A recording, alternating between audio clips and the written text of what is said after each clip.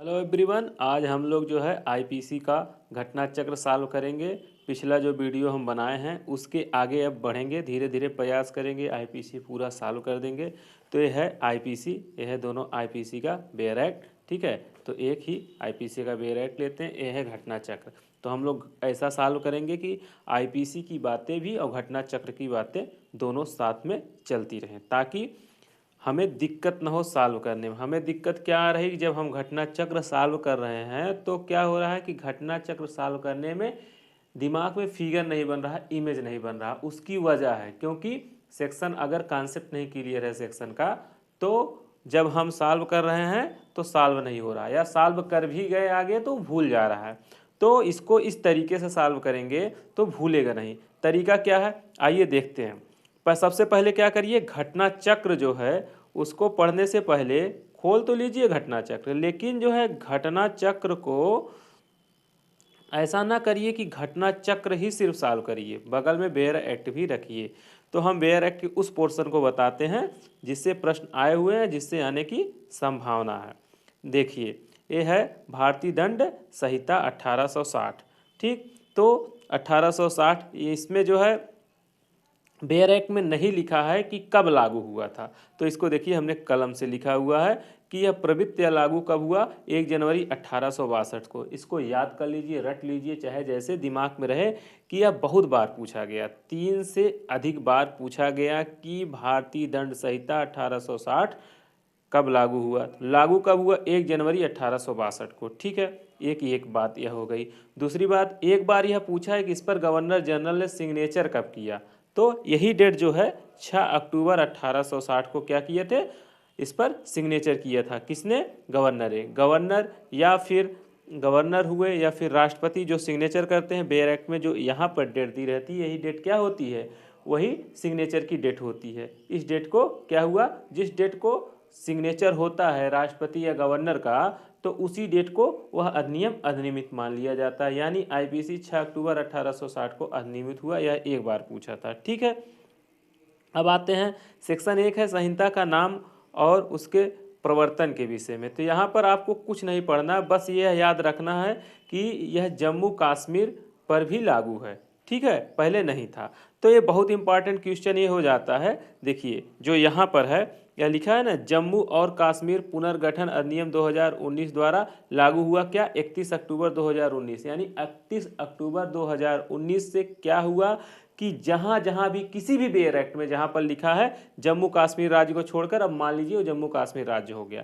तो यह तो अभी आया तो नहीं है, लेकिन समझ लीजिए बहुत इंपॉर्टेंट है, आया ही क्वेश्चन समझ लीजिए, कहीं न कहीं पूछ सकता है।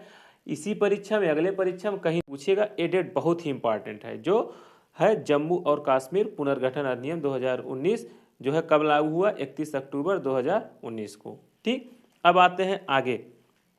आगे देखिए, वही सिर्फ हम लोग पढ़ेंगे जो घटना चक्र में पूछा गया है, या फिर जिसकी आने की संभावना, उतना ही पढ़ेंगे, ज़्यादा नहीं पढ़ेंगे, क्योंकि 511 सेक्शन है, सब पढ़ना जटिल है। ठीक है, जटिल है और कम पढ़ के ज़्यादा से ज़्यादा कवर किया जा सकता है। देखिए कैसे कवर करते हैं। तो आते हैं, थोड़ा थोड़ा सरसरी निगाह से सिर्फ देखते हैं, उसके बाद जो ज़्यादा पूछा है या जिसकी ज़्यादा आने की संभावना है, जो ज़्यादा आया है उसी को क्या करेंगे, ज़्यादा पढ़ेंगे। तो आते हैं किस पर, सेक्शन 2, सिर्फ सरसरी निगाह से देखते हैं। सेक्शन 2 क्या है, भारत के भीतर किए गए अपराध का दंड। ये कह रहा है जो भी भारत के भीतर अपराध होगा वह आईपीसी के तहत जो भी कोई करेगा, भारत के अगर भीतर करेगा तो दंडित होगा। बस सेक्शन 2 यह कह रहा है। लेकिन सेक्शन 3 यह कह रहा है कि भारत से परे किए गए किंतु इसके भीतर विधि के अनुसार विचारणीय अपराध का दंड। यह कह रहा है कोई अपराध मान लीजिए ऐसा जो भारत में नहीं किया गया है, लेकिन वह विचारणी क्या है, भारत में है, यानी उसका जो है ट्रायल, उसकी सुनवाई कहाँ चल रही है, भारत में चल रही है। आपके दिमाग में प्रश्न आएगा, ये कौन सी बात हुई, कोई भारत के बाहर अपराध करेगा तो कैसे जो है यहाँ पर विचारण हो। संभावना हो सकती है, मान लीजिए कोई इंडियन है जो रूस में है, ठीक है, और कोई पाकिस्तानी है जो रूस में है। इस समय हमारा जो है संबंध रूस से अच्छा है, फ्रांस से अच्छा है। ठीक है, तो रूस से क्या क्या हुआ, उस पाकिस्तानी ने इंडियन को मारा। ठीक है, उसको उपहति घोर उपहति किया या लूट किया, कुछ भी किया। अब उसका विचारण अगर वह जो है रूस जो है क्या कर देता है, भारत को उस व्यक्ति को दे देता है जो इंडियन के ऊपर अपराध किया है। तो अपराध कहाँ किया, रूस में किया। लेकिन क्या हो गया, प्रत्यर्पण की संधि है, कुछ है, इसके द्वारा जो है भारत को अगर उसको सौंप दे रहा है तो सौंपने क्या हो जाएगा, सौंपने क्या हो जाएगा, उसका विचारण यहाँ होगा। तो सेक्शन 3 यही बता रहा है भारत से परे किए गए, कहाँ किया गया, रूस में अपराध किया गया, किंतु उसके भीतर विधि के अनुसार विचारणीय अपराध, लेकिन रूस के द्वारा उस व्यक्ति को प्रत्यारोपण कर दिया गया, दे दिया गया, उसकी वजह से हम उसका विचारण यहाँ कर सकते हैं। तो जब यहाँ विचारण करेंगे तो कैसे करेंगे, कह रहा है तो उसका विचारण ऐसे करेंगे, मानो वह अपराध बाहर नहीं भारत में ही किया है। देखिए लिखा है, भारत से परे किए गए अपराध के लिए जो कोई व्यक्ति किसी भारतीय विधि के अनुसार विचारण का पात्र हो, भारत से परे किए गए कार्य के लिए उससे इस संहिता के उपबंधों के अनुसार ऐसा बरता जाएगा मानो वह कार्य भारत के भीतर किया गया। यानी सेक्शन 3 यह बता रहा है कि अगर कोई भारत से बाहर कोई अपराध करता है, उसका विचारण यहाँ पर होता है, तो उसको ऐसे ट्रीट किया जाएगा, उसके साथ ऐसा व्यवहार किया जाएगा मानो उसने विदेश में न करके भारत में ही अपराध किया। ठीक है, सेक्शन 2-3 में बस इतना ही जानना है, 1-2 लाइन की बात है। सेक्शन 4 को थोड़ा सा डिटेलिंग देखना है, क्योंकि सेक्शन 4 काफ़ी बार पूछा गया है। सेक्शन 4 क्या कह रहा है, राज्य क्षेत्रातीत अपराध पर संहिता का विस्तार। यह कह रहा है कि राज्य के क्षेत्र के बाहर जो अपराध हुए, इस संहिता का विस्तार कहाँ कहाँ होगा।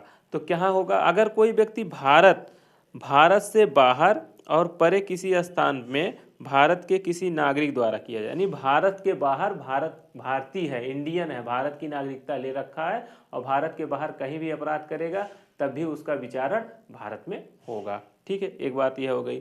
दूसरी बात कह रहा कि मान लीजिए कोई पोत है या विमान है, पोत माने और विमान माने जो एयर में उड़ रहा है और जो पानी में चल रहा है, दोनों की बात कह रहा है। ठीक है, और रजिस्ट्रीकृत कहाँ है, उसका रजिस्ट्रेशन कहाँ हुआ है, भारत में हुआ है। उस पर कोई व्यक्ति कर देता है, व्यक्ति माने भारतीय नागरिक कर दे चाहे कोई विदेशी कर दे, कोई भी व्यक्ति अगर कर देता है तब भी उसका अपराध का विचारण भारत में होगा। ठीक है, और नंबर 3 कह रहा है कोई व्यक्ति उस स्थान में भारत से बाहर और परे अपराध में स्थित कंप्यूटर को साधन में लक्ष्य बनाते हुए करता है। मान लीजिए जो कोई भी कंप्यूटर साधन है, जो भी कंप्यूटर भारत में है, उस कंप्यूटर इलेक्ट्रॉनिक सामान पे क्या करता है, बाहर से कोई व्यक्ति अगर यहाँ पर करता है तब भी वह आईपीसी के तहत दंडनीय होगा। तो सेक्शन 4 कुछ नहीं बता रहा, बस 2-3 बातें बता रहा है। कह रहा है भैया जो भारत का नागरिक है वह कहीं भी अपराध करे तब भी विचारण होगा, लेकिन और पोत विमान कोई है, पोत विमान अगर है और पोत विमान जो है यहाँ पर रजिस्ट्रीकृत है, कोई व्यक्ति अगर उस पर अपराध कर देता तब भी आईपीसी लागू होगी। इवन कि अगर कोई व्यक्ति बाहर से इलेक्ट्रॉनिक साधनों को हमारे साधता है, उस पर अपराध करता है, तब भी वह दंडनीय होगा। और थोड़ा सा ये देखिए, कई बार यहाँ से यहाँ तक कई क्वेश्चन पूछे, अभी हम घटना चक्र जस्ट दिखाते हैं, उसको सॉल्व ही करते हैं। एक संभावित क्वेश्चन है जो आने की संभावना, इसको ध्यान में रखना कि देखिए 4 का जो सब क्लास 3 है यह 2008 प्रौद्योगिकी अधिनियम द्वारा जोड़ा गया है, इसकी संभावना है यह प्रश्न आ सकता है। ठीक है, तो यहाँ तक रहा। इसके बाद इसके आते हैं इस पर जो है दृष्टांत पर। दृष्टांत जो है कई बार पूछा गया है, अभी हम घटना चक्र सॉल्व करेंगे, फिर उसको भी फिर पूर्ण रूप से दिखाएंगे। आते हैं इस पर घटना चक्र के दृष्टांत पर। दृष्टांत क्या कह रहा है, का जो भारत का नागरिक है यानी इंडियन है, युगांडा यानी विदेश में हत्या करता, हत्या कर दिया वहाँ पर, वह भारत में किस स्थान में, किसी स्थान में जहाँ वह पाया जाए हत्या के लिए विचारित और दोषित किया जा सकता है। मतलब प्रश्न यह है कि इंडियन होते हुए वह क्या किया, विदेश में अगर वह क्या कर दिया, अपराध कर दिया, युगांडा में अपराध कर दिया, तो उसका विचारण कहाँ होगा। तो यह कह रहा है किसी स्थान में जहां वह पाया, दिल्ली लखनऊ जहां भी उतरेगा, जहां पर वह पाया जाएगा, जहां पर पुलिस पकड़ेगी, वहीं पर उसका विचारण होगा, वहीं पर उसको क्या किया जा सकता है, दोषित किया जा सकता है। ठीक है, तो ये सेक्शन 4 हम लोगों ने देख लिया। सेक्शन 3 देखे, सेक्शन 4 देखे, और सेक्शन 3-4 से एक प्रश्न बनता है। 3-4 से कहाँ बनता है, आइए दिखाते हैं। 3-4 से 2018 में एक प्रश्न पूछा गया, 3 और 4 से 2018 में पूछा गया। देखिए कह रहा, निम्नलिखित में से कौन सी धाराएं क्षेत्रातीत प्रवर्तन के प्रभाव भारतीय दंड संहिता 1860 में करती हैं। क्षेत्रातीत यानी भारत की क्षेत्र के बाहर कौन सी धारा लागू होती है। तो देखिए 3 क्या कह रहा था, अभी हम लोग देखे थे, 3 यह कह रहा था कि अगर भैया भारत से परे कोई व्यक्ति अपराध अगर करता है लेकिन किंतु क्या है, भारत में विचारणी हो, ठीक है। देखिए यह क्या कह रहा है कि देखिए यह 3 कह रहा है ना, भारत से परे किए गए किंतु उसके भीतर विधि के अनुसार विचारणी अपराध का दंड। सेक्शन 3 कह रहा है कि आप अपराध तो भारत के बाहर किए हो लेकिन अगर विचारण का पात्र आप इंडिया में हो रहे हो, जैसे जो हम रूस वाली घटना बताए, कोई पाकिस्तानी इंडिया को मारा था, तो यह राज्य क्षेत्रातीत हो गया, यानी राज्य क्षेत्र के बाहर जो है अपराध किया गया, तो यहाँ पर तब भी आईपीसी लागू होगी। और सेक्शन 4 भी कहा है कि भैया अगर आप जो है क्या हो, नागरिक हो, इंडियन हो और कहीं पर जाके अपराध करते हो, या रजिस्ट्रीकृत पोत विमान जो यहाँ पर रजिस्ट्रीकृत है इंडिया में और कोई भी उस पर अपराध करता हो गया,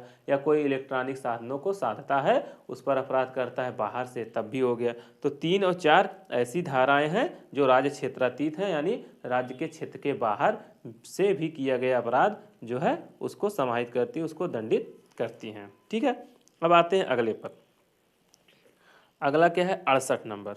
68 नंबर क्या है, देखिए ए रहा 68। 68 कह रहा है, क्या भारतीय दंड संहिता 1860 के अंतर्गत दंडनीय अपराध भारत के भूमि के बाहर कारित करने वाला कोई भी व्यक्ति किसी भी भारत के न्यायालय में उत्तरदायी है। तो यह कह रहा है कि क्या भैया अगर भारतीय दंड संहिता 1860 के अंदर दंडनीय कोई अपराध भारत के भूमि के बाहर कारित करने वाला कोई भी व्यक्ति किसी भी भारत के न्यायालय में उत्तरदायी है। पहला है हाँ, दूसरा है केवल यदि वह भारत का नागरिक है, ठीक है, यदि वह जुर्म करने के पश्चात भारत में आता है तब। तीसरा है डी है नहीं। तो देखिए इसमें कौन सा सही होगा, केवल यदि वह भारत का नागरिक है और क्या कर रहा है, कहीं भी अपराध कर रहा है तो क्या होगा, यहाँ पर दंडित होगा। 4 का सब क्लास 1 यह कहता है। अब आते हैं अगले पर। अगला क्या कह रहा है, निम्नलिखित में से किस परिस्थितियों में भारतीय न्यायालयों का अधिकार क्षेत्र होगा। पहला क्या है, किसी दूसरे देश में एक भारतीय द्वारा किया गया अपराध, माना कोई इंडियन है अगर बाहर अपराध कर रहा तो दंडनीय होगा। 4 का 1 बता रहा है, ठीक है, भारत में एक विदेशी द्वारा किया गया अपराध तब भी हो जाएगा, ठीक है, तब भी हो गया। तीसरा कह रहा है भारतीय जहाज पर एक व्यक्ति द्वारा किया गया अपराध तब भी हो गया। तो तीनों जो है हम 4 में पढ़ ही चुके हैं। तो देखिए इसका ऑप्शन सही होना चाहिए 1 2 3। देखिए ए 1 2 3 ये सही हो गया। अब आते हैं अगले क्वेश्चन पर। अगला क्वेश्चन क्या कह रहा है, अगला क्वेश्चन कह रहा है 70 नंबर का, जो भारत का नागरिक है युगांडा में हत्या करता है वह दिल्ली में पकड़ा जाता है। हत्या के अपराध के लिए वह केवल युगांडा, केवल उस देश में मृतक जहां नागरिक था ना। फिर उसके बाद कह रहा है, देखिए उपरयुक्त दोनों में से कहीं भी। डी कह रहा दिल्ली में विचारित और दोषसिद्ध किया जा सकता है। क्यों दिल्ली में किया जा रहा है, दृष्टांत दो जो था 4 का दृष्टांत क्या था, 4 का दृष्टांत कहा कि कोई व्यक्ति अगर क्या करता है, विदेश में क्या करता है, अपराध करता है, तो वह जहां भी पाया जाएगा वहीं पर विचारण होगा। तो यह कह रहा है, यह क्या कह रहा है, का क्या कर रहा है, का जो भारत का नागरिक युगांडा में हत्या करता है वह दिल्ली में पकड़ा गया, दिल्ली में उसका विचारण होगा। ये देखिए एकदम दृष्टांत पे आधारित है। जो ये दृष्टांत पूछा था, ये दृष्टांत देखिए का जो भारत का नागरिक है युगांडा में हत्या करता है वह भारत के किसी स्थान में जहां वह पाया जाता है हत्या के लिए विचारित और दोषसिद्ध किया जा सकता है, ठीक है।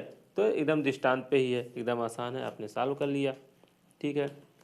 अगला कह रहा है भारतीय दंड संहिता उपबंधित है। भारतीय दंड संहिता उपबंधित है। उपबंध क्या है, भारत के रजिस्ट्रीकृत किसी पोत या विमान पर चाहे वह कहीं भी हो किसी व्यक्ति द्वारा किए गए किसी अपराध को भी लागू होगा। देखिए 4 के 2 में अभी हम लोग पढ़े थे। एकदम जो पढ़ लिए हैं, बस ज़्यादा हम बता नहीं रहे क्योंकि एक बार हम पूर्ण रूप से बता दिए हैं। आते हैं इस पर, जहाँ ज़रूरत होगी वहाँ पर बताएंगे। ठीक, भारतीय दंड संहिता की किस धारा के अनुसार इस संहिता के उपबंध भारत में स्थित कंप्यूटर साधन को लक्ष्य करके भारत के बाहर और परे किसी स्थान में अपराध कारित करने वाले किसी व्यक्ति द्वारा किए गए किसी अपराध को लागू होंगे? यह कह रहा है कि भैया वही इलेक्ट्रॉनिक साधन वाला जो है उसी की बात कह रहा है। आप देखिए 4 में पहले में क्या बताया गया था, पहले में नागरिक द्वारा अगर कोई अपराध किया गया तो यह बताया गया था। दूसरे में क्या बताया गया था, दूसरे में बताया गया कि अगर भैया कोई पोत विमान है यहाँ रजिस्ट्रीकृत है तो उसकी बात किया तब होगा। तीसरे में जो है कि इलेक्ट्रॉनिक साधन वाला जो 2008 में जो है जोड़ा गया। ठीक है, इसको बताया गया, तो इसका 4 3 सही होगा। तो आपका देखिए ये भी सही हो गया।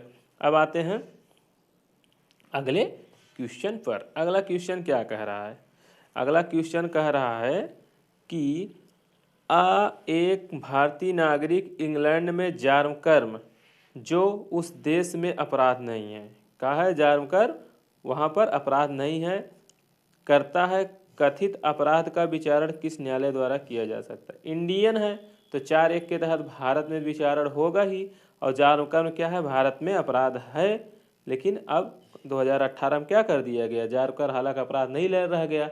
जब का यह प्रश्न पूछा है तब कब का है, 2018 पहले का प्रश्न है। तो वही कह रहा है कि इसका विचारण क्या होगा।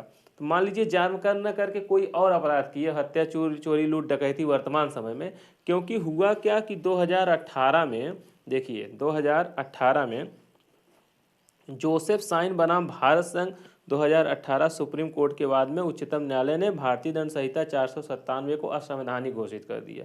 यानी अब क्या हुआ, जारकर्म क्या है, भारत में अपराध नहीं है। लेकिन जब ये प्रश्न पूछा है, प्रश्न इसको पूछा है, जब का प्रश्न देखिए पूछा है एमपी एपीओ में 2009 और एमपी जुडिशरी में 1996 में पूछा है। तो अब सिचुएशन क्या होगा, तब तो भारत में भी अपराध नहीं है। मान लीजिए अगर प्रश्न पूछ दिए वही जारकर्म की जगह कुछ और पूछ दिया, ठीक है, जारकर्म की जगह कुछ और पूछ दिया, चोरी, लूट, डकैती किया, तब यह प्रश्न बनेगा। तो इसका आंसर क्या होगा सही, इसका आंसर यही सही होगा कि भैया ए बी वाला, भारत के किसी स्थान में स्थित न्यायिक दंडाधिकारी प्रथम श्रेणी के न्यायालय जहां अभियुक्त पाया जाता है। ठीक है, तो जहां पर वह पाया जाएगा वहां पर देखिए ए वाला, भारत के किसी स्थान में स्थित न्यायिक दंडाधिकारी प्रथम श्रेणी के न्यायालय द्वारा जहां अभियुक्त पाया जाता है, जहां अभियुक्त पाया जाएगा वहीं उसका क्या होगा, विचारण होगा। यह बात बहुत ध्यान देने योग्य है और पूछ सकता है, इसकी बहुत ज़्यादा संभावना है। क्या संभावना इसकी, जोसेफ साइन बनाम भारत संघ में क्या कहा गया, या किस, या ऐसे पूछ सकता है किस केस द्वारा जो है 497 को असंवैधानिक घोषित कर दिया। 497 है जारकर्म। जार माने क्या होता है, जार माने आशिक होता है। ठीक है, कर्म आशिक का कर्म, यानी अगर कोई व्यक्ति किसी की पत्नी के साथ उसके सहमति से उसके साथ इंटरकोर्स करता है, उसकी सहमति से सेक्स करता है, तो यह क्या होता है, जारकर्म होता है। ठीक है, तो जारकर्म जो है अब क्या रह गया, संवैधानिक नहीं रह गया, असंवैधानिक हो गया। यानी अब जो है वर्तमान समय में जो है जोसेफ साइन बनाम भारत संघ के केस के बाद से क्या हो गया कि अगर कोई व्यक्ति किसी के पत्नी के साथ उसकी सहमति से सेक्स करता है तो वह जारकर्म नहीं करता है, वह दोषी नहीं होगा। ठीक है, आते हैं अगले प्रश्न पर। अगला प्रश्न क्या है, कह रहा है, अगला प्रश्न कह रहा है कि दिल्ली में रहने वाला रह रहा दिल्ली में एक नागरिक इस्लामाबाद यानी पाकिस्तान में हत्या करता है तथा बाद में बम्बई में पाया जाता है, उसके ऊपर धारा 302 भारतीय दंड संहिता के अधीन मुकदमा चला कर उसे निम्न स्थानों पर दंडित किया जा सकता है। इस्लामाबाद, अंतर्राष्ट्रीय न्यायालय, बम्बई में। तो बम्बई में पाया गया तो बम्बई में किया जाएगा, जो हमारा सेक्शन 4 बताता है। ठीक है, जहाँ पर पाया जाएगा वहीं पर उसके ऊपर विचारण किया जाएगा, क्योंकि भारत का नागरिक है। अब आते हैं, एक भारतीय नागरिक ने इंग्लैंड में अपनी पत्नी की हत्या कर दी, क्या उसे भारत में विचारित किया जा सकता है? तो इसका क्या होगा कि नहीं, क्योंकि अपराध इंग्लैंड में कारित किया गया। हाँ, भारतीय दंड संहिता की धारा 4 के अंतर्गत उसका विचारण अंतर्राष्ट्रीय विधि के अंतर्गत होगा, उसका विचारण कहीं नहीं होगा। तो देखिए यह कह रहा है कि भारतीय नागरिक है, भारतीय नागरिक होते 4 का सब क्लास 1 बता रहा, भारत के नागरिक होते हुए भी आप कहीं भी अपराध करेंगे तो आईपीसी के तहत दंडित होंगे। तो हाँ, भारतीय दंड संहिता धारा 4 के अंतर्गत आप दोषी हो जाएंगे। ठीक है, अब आते हैं अगले प्रश्न पर। अगला प्रश्न क्या कह रहा है कि अगला प्रश्न कह रहा है भारतीय दंड संहिता में पुल्लिंगवाचक शब्द का प्रयोग किया गया है। अब देखिए आ गया पुल्लिंगवाचक। पुल्लिंगवाचक शब्द का प्रयोग किया गया। इसको पढ़ने से पहले थोड़ी सी आईपीसी में संभावित जो प्रश्न हैं, बातें हैं, उसको देख लेते हैं, जान लेते हैं, पढ़ लेते हैं। ठीक है, तो आते हैं। देखिए, संभावना है आने की, लेकिन आया अभी तक नहीं है। लेकिन आईपीसी समझने के लिए ये बहुत इंपॉर्टेंट है, बहुत ही ज़रूरी है। क्या ज़रूरी है? सेक्शन 5 को थोड़ा समझ लीजिए। सेक्शन 5 क्या कहता है या क्या है। ठीक है, तो सेक्शन 5 पे आते हैं। सेक्शन 5 क्या कह रहा है? कह रहा कुछ विधियों पर इस अधिनियम द्वारा प्रभाव न डाला जाना। कुछ विधियां ऐसी हैं जिस पर यह आईपीसी प्रभाव नहीं डालेगी। कौन सी विधियां? जैसे कोई सैनिक, नौसैनिक, वायु सैनिक, ठीक है, ये कौन हो गए? सैनिक, नौसैनिक, वायु सैनिक द्वारा विद्रोह किया जाता है, इनको दंडित करने के लिए। क्यों इस पर जो है उसको प्रभाव नहीं डालेगी? ऐसा क्यों कहा गया? कि देखिए जो सेना वोना वाले हैं इनके लिए जो है क्या किया जाता है, इनके फंडामेंटल राइट को बहुत ध्यान में नहीं दिया जाता। उनके खिलाफ ऐसी विधि बनी होती है कि वह जो है उनके फंडामेंटल राइट को उतना नहीं ध्यान दिया जाता, या फंडामेंटल राइट को ध्यान तो अगर कुछ दिया जाता है, लेकिन इस तरह से जैसे आईपीसी लिबरल है, एज ए नागरिक के लिए बनी है, वो सेना के लिए कुछ स्पेशल बनी है। ठीक है, तो कह रहा है कि सेना के लिए जो कुछ स्पेशल विधि बनेगी उसको जो है डिस्टर्ब नहीं करेगी। कौन सी? आईपीसी डिस्टर्ब नहीं करेगी। बस इतनी बात कह रही। उसके लिए जैसा चाहे उचित वैसा बनाए। उसके अलावा सेक्शन 6 क्या कह रहा है? तो यह पूछ सकता है सेक्शन 5 कुछ विधियों पर इस अधिनियम द्वारा प्रभाव न डाला जाना। सेना, नौसेना, वायुसेना वाले इस सब की विधियों पर प्रभाव नहीं डालेगा। अब आते हैं अध्याय 2 में साधारण स्पष्टीकरण। तो स्पष्टीकरण में सबसे पहले जो सेक्शन 6 स्पष्टीकरण किया, कहा कि भैया देखिए संहिता में की परिभाषाओं को अपवादों के अध्याधीन समझा जाना। इस संहिता में सर्वस्व यानी इस आईपीसी में सर्वस्व यानी सभी जगह अपराध की हर परिभाषा, अपराध की जितनी भी परिभाषा हो, चाहे 302 हो, हत्या हो, चोरी, लूट, डकैती, जो भी परिभाषा दिया गया है, हर दंड उपबंध है। हर दंड उपबंध और हर ऐसे परिभाषा यानी जहाँ पर दंड की व्यवस्था की गई हो, जहाँ पर परिभाषा दी गई हो। ठीक है, जैसे 300 में हत्या की परिभाषा दी गई है और 302 में दंड का उपबंध किया गया है। या दंड उपबंध हर दृष्टांत, चाहे मतलब परिभाषा हो, चाहे उसका दंड हो, चाहे दृष्टांत हो, सब में क्या होगा? साधारण अपवाद की ऐसी परिभाषा दंड उपबंध दृष्टांत में दोहराया न गया हो, वह इसके अंतर्विष्ट अपवादों का अध्ययन समझा जाएगा। कहने का मतलब एक कह रहे हैं भैया देखिए जो साधारण अपवाद शीर्षक वाला अध्याय है, साधारण अपवाद वाला शीर्षक वाला अध्याय कौन सा है? तो आपका दिखा देते हैं साधारण अपवाद वाले शीर्षक वाला अध्याय। ये जो है वही है जो 76 से लेके 106 तक है। इसमें क्या बताया गया है कि मान लीजिए कोई जैसे जज साहब जब कोई निर्णय देते हैं तो उनको कहाँ से छूट है, उनको कौन सा धारा देती है। फिर कोई डॉक्टर सद्भावपूर्वक किसी को बताता है कि आपकी उम्र बहुत नहीं रहेगी, उस सदमे से मर जाता है, तो डॉक्टर साहब कैसे बचेंगे। ठीक है, ये सब चीज़ें बताई गई हैं। या फिर जल्लाद जो है उसको कहाँ से पावर मिला है कि वह जो है किसी को फांसी चढ़ाए, तो ये सब बातें हो गई है। आप अब सेल्फ डिफेंस में जो है क्या करते हैं, कोई कार्य करते हैं, सेल्फ डिफेंस में क्या करते हैं, कोई कार्य करते हैं, वहाँ पर जो है आपको ये सब क्या है, अपवाद हैं। ये सब ऐसी धाराएं हैं कि अगर कोई आप कार्य किए हो लेकिन अगर इन सब को दिखा दोगे तो आपका कार्य अपराध नहीं है। जैसे एक व्यक्ति मान लीजिए विकृत चित्त है, ठीक है, दिमाग से पागल है और किसी की हत्या कर देता है, मार देता है, तो भी वह दायित्वाधीन नहीं होता। क्यों नहीं होता? क्योंकि 84 बताया गया। 84 कहाँ है? 84 जो है साधारण अपवाद में चैप्टर में, साधारण अपवाद का चैप्टर 76 से लेके कहाँ तक है? 76 से लेके 106 तक है। ठीक है, 106 तक है, तो मोटी मोटा हम लोग उसको पढ़ेंगे। तो यही है 76 से लेके 106 तक है, तो यही है साधारण अपवाद। तो यही कह रहा है भैया देखिए ये जो है साधारण अपवाद कह रहा है कि जहाँ जहाँ भी लिखा है वहाँ पर समझ लीजिए ये कहना चाह रहा है जितनी भी धाराएं लिखी हुई हैं सब धारा में साधारण अपवाद लिखा हुआ है, ये मान चलिए। क्योंकि जब भी कोई भी अपराध आप पढ़ोगे, संहिता की कोई भी परिभाषा या अपवाद को पढ़ोगे, कोई भी परिभाषा पढ़ोगे, उसमें यह अपवाद जोड़ा जाएगा। कौन? चैप्टर 4, चैप्टर 4 यानी 76 से लेके 106 तक। क्यों ऐसा किया? सिर्फ यही लिखने से क्या हुआ, आईपीसी उतनी मोटी नहीं हुई। लेकिन अगर ऐसा नहीं करता तो हर धारा जहाँ जहाँ परिभाषा दी है, हत्या, चोरी, लूट, डकैती, जितना वो डिफिनीशन नहीं होता उससे बड़ा उसका क्या हो जाता, अपवाद हो जाता। क्या हो जाता, सेक्शन हम लिखते 76 से लेके 106 तक लिखना पड़ता। ठीक है, तो इसीलिए यह धारा बनाया गया। तो समझने के पॉइंट ऑफ व्यू से बहुत ही इंपॉर्टेंट है। तो और हम लोग प्रयास करेंगे आगे जो है